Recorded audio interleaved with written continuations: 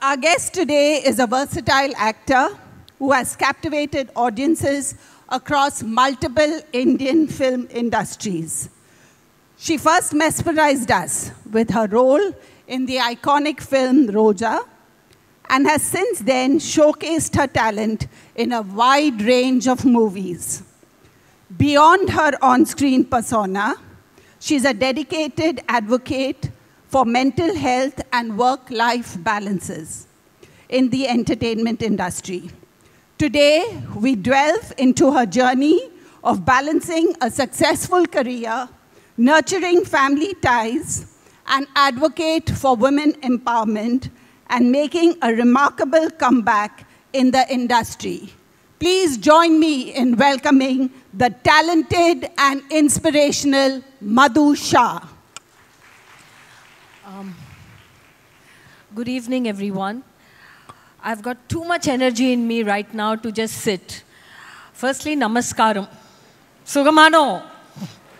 That's the only Malayalam word I know.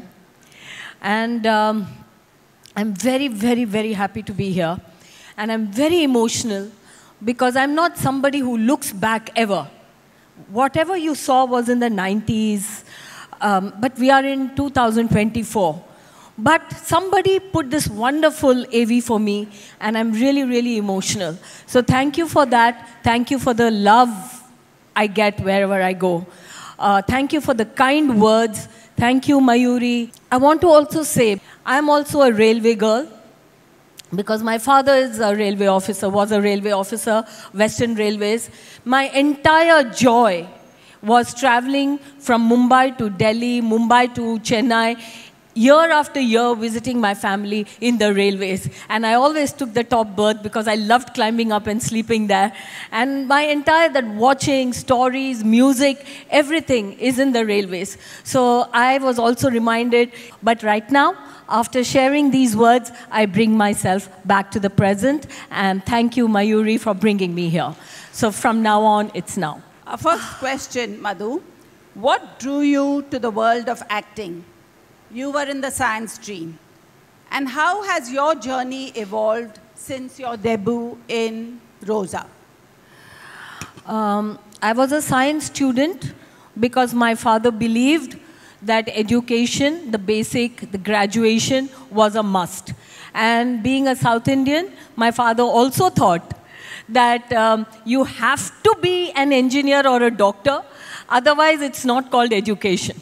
So even though I have realized that my interest is in the art subject of psychology and philosophy, I needed to do my science, be a graduate, and then my father said, do whatever you want. But I was always a dancer. Right, there's what, my mother was a dancer. I learnt dancing in my home. From the time I walked, I have danced. I belong to the family of Hema Malini. So all I saw is art, music, and dance. And somewhere deep within me, I always wanted to be an actor. But going forward, as my education went on, I had no support, no godmother, no godfather. And life happened to me. And I don't know which was my first movie. Was it Ottayal Pattalam in Kerala? Was it Aragan in Tamil? Or was it Phool Aur Kante in Hindi? Because all of them happened simultaneously. And that's why I am a child of destiny. Destiny beckons. And I always say yes. Whenever someone asks me, I say yes. Because my door opens there. And that's how I'm in the film industry. A happy accident. You've worked across multiple Indian film industries. How do you adapt to different regional cinema styles and audience preferences? Is there any particular role or genre you haven't explored yet? Dance, music, and emotions have no language. Whether I'm a Malayalam actress, Tamil actress, Orissa actress, or I go and act in English or in Hindi, I have to dance and emote. So it has no language barrier. The problem comes when you don't know the language, it becomes difficult. But I'm a South Indian, I'm a Tamil girl, So I understand the nuances of all the South Indian languages, even though I don't know Malayalam, and which is not a very happy thing to say. I think my brain is not wired like that, because after having done so many movies, I should be able to speak, but I don't. But I understand Malayalam, Tamil, Kannada, Telugu. I understand the language, and I'm able to express through them. So yeah, dance and music have no language. I just express and feel. And sorry, Mayuri, I missed your second half of the question. I said, is there any particular role or genre you have yet to be explored? No, I get easy access or easy success in a sweet girl next door. Somehow, even back in the day when I was in school, I was a very naughty girl, which none of you will believe, looking at this face, I think. Because I remember in my 10th standard, we were a group of rowdy girls and we did some naughty things. What I did, I can't remember, but I was a part of the naughtiness. But when the head principal came into a class and he said, all those children who did that stand up, I also stood up. And he said, you sit down, rest of you come to my office. So everyone would look at me and say, why did he ask you to sit down? Because you were the naughtiest of us all. So that persona of, sweet girl thing, so I get all my successes through that. Whether it is a Phool Aur Kante, Roja, or any of my movies that have really hit a big mark, is that girl, sweet girl.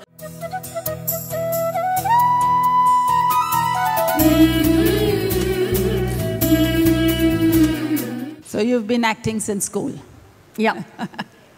As an actress who has experienced the industry over several decades, what changes have you observed in terms of roles offered to female actors and storytelling trends? Life has really changed, the world has changed, and hence cinema has changed. It is not that the movie industry has changed, it's the world has changed. So the way we see a woman's place today, how every woman in any field is seeing her life, is how the movies also have progressed. There are women fighting, there are women doing everything, there are main leads, and that is exactly what you see in all the industries. So the roles, the importance, the salary point, the remuneration point, everything is coming towards equality between men and women. And that's a big change I do see. That's a welcome change, I think. Yeah, it's a change. Yeah. Like every change, it has its downs and ups, because sometimes when you become too clinical and when you're always fighting for a cause, there are some things that's just beautiful when you let it to be as it is, and sometimes change is great, sometimes change happens too quick, sometimes change also brings about some unpleasant situations. But change is a change, and it is our reality, it is what it is. So, yeah. Your performances have showcased a depth of emotion. How do you prepare for intense or emotionally challenging roles? I must say, back in the day when I was working in the 90s, I did not prepare. I felt it, and it happened. I depended on my director to do their research, and however he wanted it is how it came out of me. I was too young, too naive, too innocent, even though not age-wise, but the era-wise. And I was really in the hands of my director. At that point, I did not prepare. Today, I come with a lot of experience. So again, the change is the experience in my life, the thought process that has matured me. So the trick, or it's tricky rather, is to find the balance between the spontaneous and the work behind.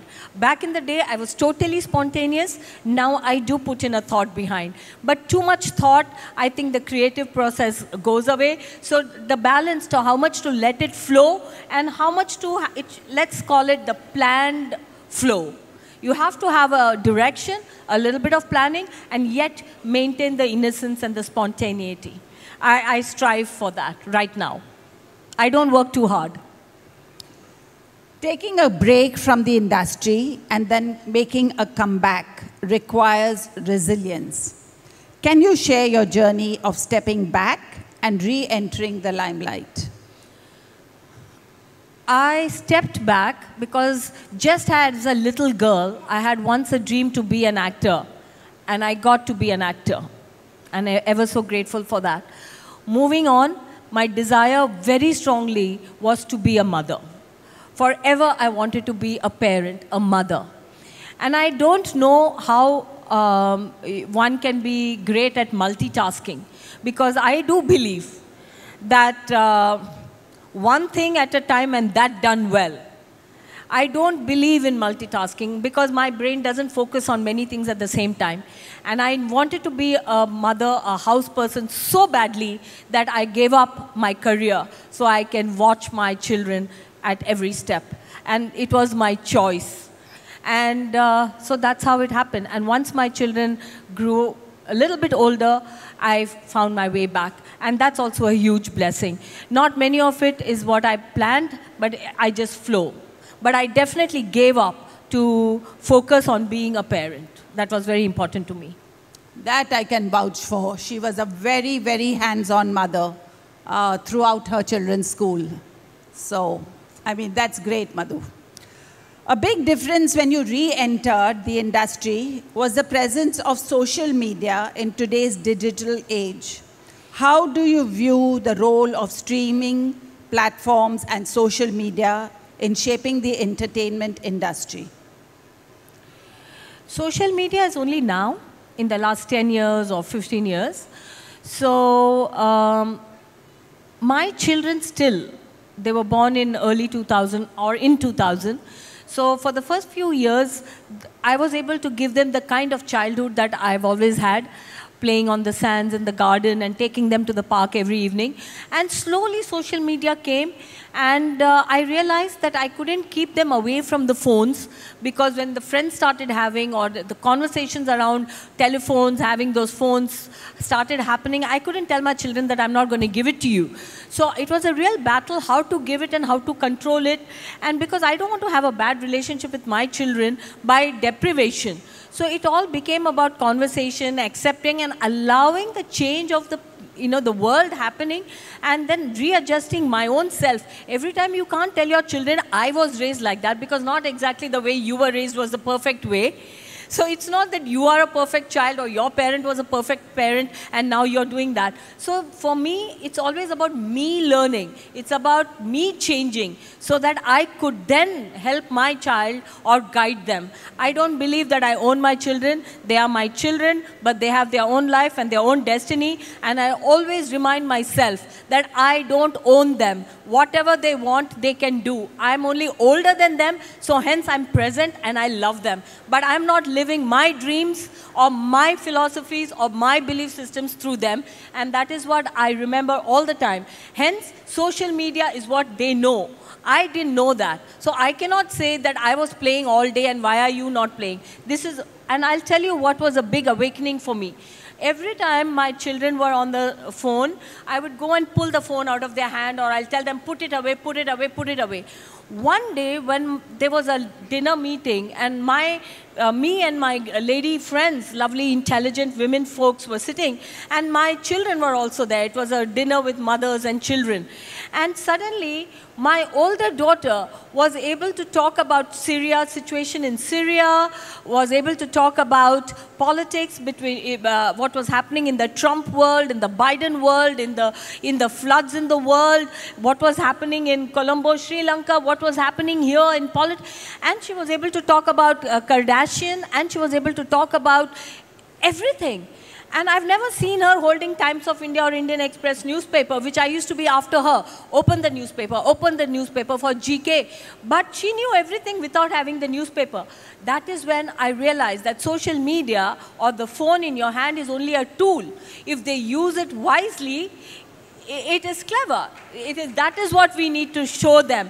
Use it as a tool and wisely. It is not about, oh, you are all the time on social media. It is not about that. If you are using it to stay connected, if you are using it to stay educated, well-informed, share love, give love, then it's not a bad thing. And that is what we can show them and have conversations with them about them and pray that they are safe. Because there is a lot of hassle on cyberbullying and all of that, and each one has to find a way to protect our children from that. It's a journey for a parent as well as the young generation. Thank you, Madhu. That was a real insightful answer. How do you prioritize mental health and well-being amidst the demands of a dynamic career in the film industry? Do you think the industry can do better to support artists' mental health and well-being, especially during times of stress or uncertainty? Our education always focuses on history, geography, maths, algebra, and now computers and all that. But no education focuses on mental health, and now it's really the time to have a designated assigned time period to teach as the mind is growing from lower classes how to cope with rejection, dejection, and it's okay. Our problem today is that we are all thinking in grandiosity and excellence. We are always motivating our children to be the best. And that is the cause of maximum failing or failure today in our generation. Because everybody does not become a Sachin Tendulkar, but everybody can play cricket and find joy. But our society focuses only on excellence. Why can't we all act and dance for our joy? Why can't we play langdi and lagodi and cricket for joy? Why does it always have to be a trainer and coach? And that is the problem. Because the meaning of success has changed. Everybody wants to be successful. And what is the meaning of successful? That's the definition that we all have assigned. The front page coverage. That is the problem. Success is not in achieving. If you live long enough healthily, you will achieve your dreams. If it comes from your soul and passion, it will see the light. So we have to teach our children that you will see your success when it happens. But in the meantime, you enjoy the train ride. You enjoy when the train moves. That is a memory. When I saw the train, I saw the fields. I saw the tracks. I saw the other train passing and the children in the other train waving out to me. And that joy, if it is still there and still makes my cell alive, that is a successful life. Because my cell has the memory of success. And that is mental health. Because of instant gratification today, our children all want to come first. But it's okay if you don't. In our school, we are given 11 subjects to pass. Everybody cannot get 100 on 100 on 11 subjects. Because I was never good in maths. I even got a 0 once when I remember my mother's face when she had that look of disdain and disappointment. She didn't beat me up for it because she did that in the previous years. She had a tuition teacher, she beat me up, but yet in 1 year when I still came with a 0 and that look she gave me on her face and that made me get the best marks in the coming test. I was the highest after that. So, so it doesn't matter if your success 0 in your class 5 or class 6. What you can do as you go on is important, and that is what we have to teach our children. The mental health comes from that because everyone is looking at one point on the top and they miss the steps. So we have to teach our children, and a lot is in our hands of our parents. Because when we look at the report card of our children, when our children are running the race in the swimming gala, we feel that, oh, our child did not come first. Can, as a parent, express the joy that our child is swimming and coming last, but she's there in the pool? And that, I think, we need to help our children, the young generation, and not only that, ourselves. Because our children, you don't teach our child. You live your life and they learn. If you feel the happiness, they will feel it. So we have to always bring it in ourselves. I know I'm going a bit too long, but this is my passion subject. How to stay happy when things are happening and when things are not happening, but we can always be happy. When my Phool Aur Kante happen, I can be happy. When it is not happening today, I'm still happy. I'm very happy to be here. I don't have to be in some other place to be happy. I am happy right now, right here. That's awesome, because I think if the shift is more towards happiness than success, I think that's when you'll have mental issues or mental health problems reduce, isn't it? Celebrate the steps, not the goal. Goal is just a direction, so we all know. So you know you have to study 10th, 12th, MBA, and whatever, the steps to become a doctor, to become an actor. There are steps. It's not like, oh, you fail in all your school subjects and you become an actor. Like in the old days, all the failures in college, now they've become drama people. No. It's not like that. There are steps. You have to learn. You have to put in hours of dance, practice, and then you become. So, but the step has to be fun. I enjoy dancing. And I used to say, I get paid to dance, and I would dance in my sleep. So that joy, it's not always about how you get, so the steps is the most important thing. Success is in the steps, and goal is just a direction. What message would you like to share with all of us on the importance of self-care, resilience, and pursuing one's dream despite the obstacles on the way? If you love something, if it comes from within, nothing will ever stop you. You will have the strength to go on and on and on.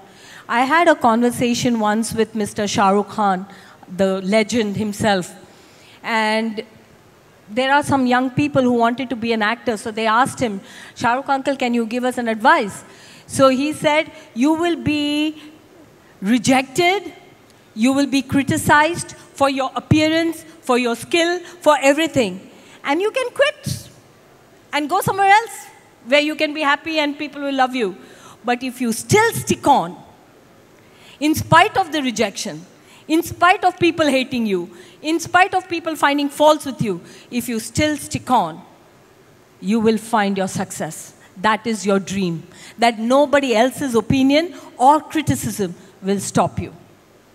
So that if you quit it, it was never it was not meant to be. And that's also okay. Because there's a lot of wisdom sometimes to retreat and say, maybe I was in the wrong place. Maybe I was a fish who was, you saw the image of a bird in the water and thought, maybe I want to be a bird. So that recognition is also wisdom. For some people, you need to quit it and go elsewhere. But for some people, you need to stick on. And what it is you choose, that again is your path. Thank you, Madhu. That was really insightful. It was such a pleasure chatting with you.